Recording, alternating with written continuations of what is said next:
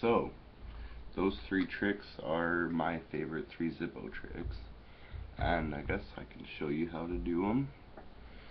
Well, the first one, I don't really know the names of any of these, but I guess the first one's just a disappearing flame that you shoot back into itself. What you do is you take the wick, you see how it's not sticking straight up, it's sideways. It's like a 90-degree angle down there. So instead of going up like that, it's going like up and then over to the side. And what that does is makes it so when you take the air away, the flame goes underneath, and when you go like that, it pushes more oxygen in and lets the flame come back up. So you light it, can't have it any movement, it has to be sitting on a table. Take away the flame, and then just introduce some oxygen. There we go. That's the first one.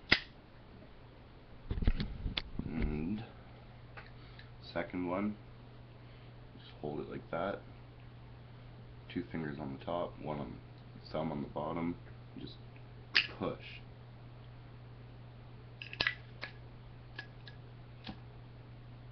Just push with the top down and slide them back a bit, and it'll just fly open.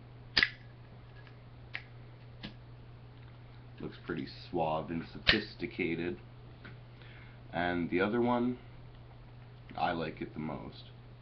You take your zippo, grab it hinge away from your palm, grab it here on the hinge part of the lid, hold it on both sides, put your middle finger underneath your index, and so it's resting into your palm like this, here, here, and here. And you just push with your middle finger and it'll push it up and out.